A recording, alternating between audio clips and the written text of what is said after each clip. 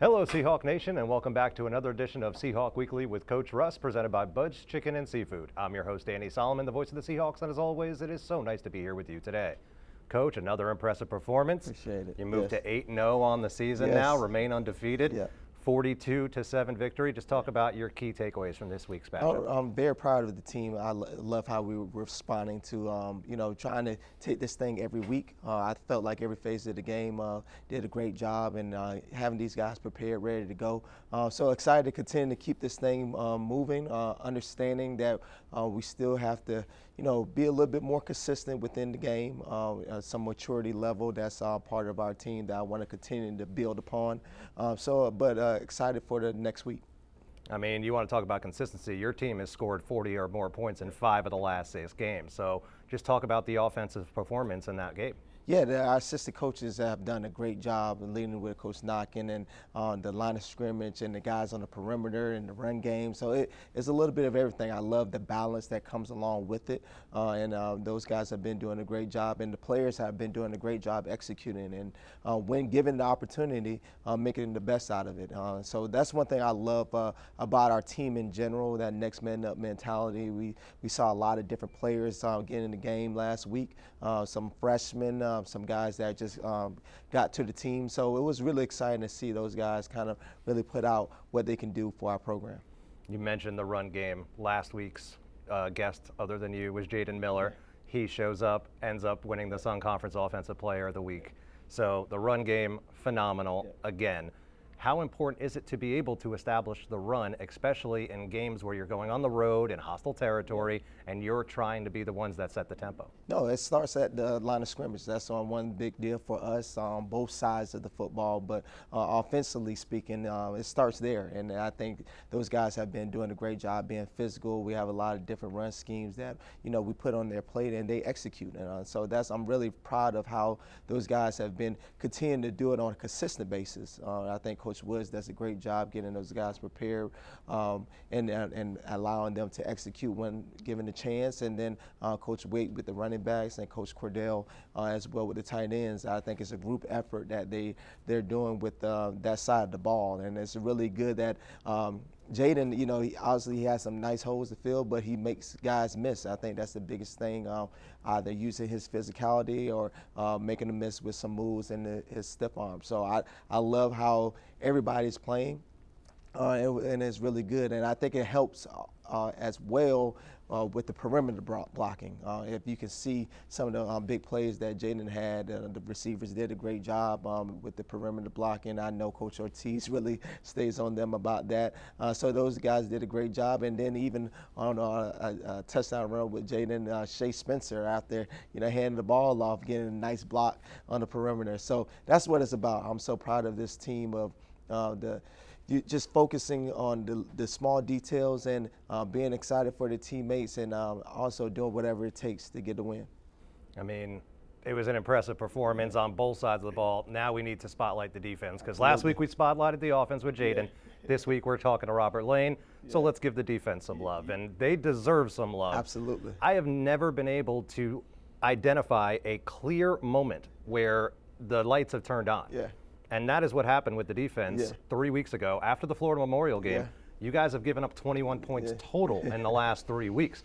What is going on the defensive side of the ball? Great job. It starts with Coach Davila and just a heightened focus. And that's what I love about our team. And after that game, it was we talked about self-reflection and what we can do better. First, starting with myself, with the program, and then also our assistant coaches leading down to our players. And I think that's really, really important. And for our guys to know, understand, to look at ourselves in the mirror and, what we can do better, how we can get these guys prepared, and then them looking at themselves and how they can execute the plan that we want to set before them. So I'm really proud of those guys of how they've been responding, but now it's a consistency that comes along with it, and it's a standard that we have always had for this program that comes along with it, and I think those guys have been doing a great job within it. But now, how can we continue to bring it next week and the week after, and so on and so forth. Yeah, 5 tackles for a loss last weekend, 2 sacks as well for the defensive line, and they're going to have their toughest test probably of the season coming up this week when they take on Southeastern coming here at home. And we're going to be talking about that matchup when we return right after this short break. At this time, Kaiser Athletics would like to thank our proud sponsors. Banyan Printing and Signs, Bud's Chicken and Seafood, Chick-fil-A, Delta Hotels by Marriott, Duffy's Sports Grill, ESPN 106.3 FM, FPL, The Hampton Inn, Jersey Mike's, Kona Ice, Lifetime Steel Buildings, McKebb's, the Palm Beach County Sports Commission, Palm Beach Juniors, Playa Bowls, and Rip Print. Welcome back, ladies and gentlemen. I'm Danny Solomon. He's Myles Russ, and you are watching Seahawk Weekly, presented by Bud's Chicken and Seafood. So, Coach, as always, now we're going to look ahead to this week's matchup. You've got Southeastern coming to town, as we just mentioned before the break. Yeah. It's going to be a very tough matchup. Another top 15 opponent for you guys this year. I believe it's your third top 15 opponent of the season. So what is the mindset entering this match? I love the new challenge that we have for the week, and I think I always say this conference gets us prepared for where we want to be at the end of the year, and this is another challenge that Southeastern, they do a great job in every phase of the game, and it's really going to push us to make sure we're being who we are, and that's being disciplined and detail-oriented, and continue to try to be consistent of every phase of the game, and that's very important to us. And I talked to the team, yesterday. I want us to continue to mature. That's really big for us, and then being consistent. And I think we continue to do that. I look forward to this game and this next challenge that we have for this team. And it will be a challenge, as you know, Southeastern wants to come to town and pick up another huge road conference win. They already went into St. Thomas and beat the Bobcats. How closely are you going to be breaking down that film of that game to prepare for this week? Yeah, we're breaking down all the games. I think that's important to us and our guys, and we're going to take this like every other week. It's nothing different from it. We're going to continue to prepare like we have always prepared throughout the season, and understand that. And I think that's really big for me to make sure I communicate that with the team of process over results, and continue to do the process that we've been doing this whole time, not making nothing bigger than what it is, and continue to focus on ourselves. And as we focus on ourselves and our opponent next, we're excited to continue to try to make the best out of it. And it's going to be a tough battle, particularly at the line of scrimmage, because not only are they really good at running the ball, they're good at stopping the run. Against St. Thomas, they only gave up 33 yards rushing. So how important will it be to establish the run early in this game? Absolutely, it's going to be very important, and we're going to continue to be balanced as well. So I think everything that comes along with it in terms of how we're going to run the ball, how we're going to put the ball in the air, to be balanced and to try to keep them on their toes, and that's one thing I'm very excited about with our assistant coaches, getting our guys prepared and making sure they're able to execute our plan. And but that's what it's about, and trying to find different ways within the film of how we can attack them in every phase of the game. So, but yeah, that's how you win championships. You want to stop the run, and you want to run the football, and that's what we've been trying to do within who we are as a program, and Southeastern does a great job doing that as well. Yeah, you mentioned stopping the run. This is a team that we're facing that has over 1,500 yards on the ground this year. So how do you plan to contain this rushing attack? Yeah, it takes a whole group effort, making sure that we're being very disciplined, detail-oriented, in terms of our gap, being in our gaps, and making sure that, on the outside as well,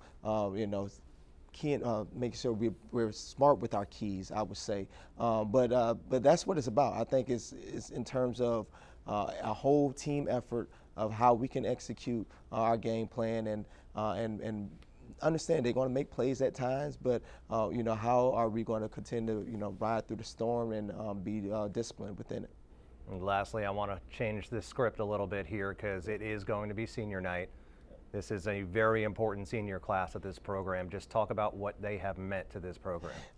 Means so much. Especially in today's day, these guys, we have a lot of guys that have been part of this program for a long time, and even the new guys that came in that have done a great job of just holding the standard. And these guys, they've been so important to this program, and they mean so much, and how they've responded on the field and off the field. And we have 2 doors in this locker room. You're here to get an education that leads to the classroom, and you here to win a championship that leads to the field. And those guys have exemplified that in everything that they do, and I'm so happy and proud that I could be their coach and have opportunity to impact their lives, and they have impacted mine, and really excited for them to continue to make this journey. Hopefully it won't be their last home game, and that's on us to make that happen. But I love to make sure that their families and everybody can be here to congratulate them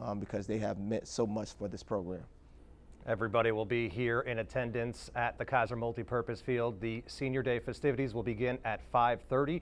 Kickoff scheduled at 6 p.m. here at the stadium. And as always, you can tune in on the Urban Edge Network or listen in on ESPN 106.3 FM. Coach, once again, thank you for being here. Sir. We're going to take a short break, and when we return, we'll be back with defensive lineman Robert Lane, where we discuss the defensive mindset entering this game.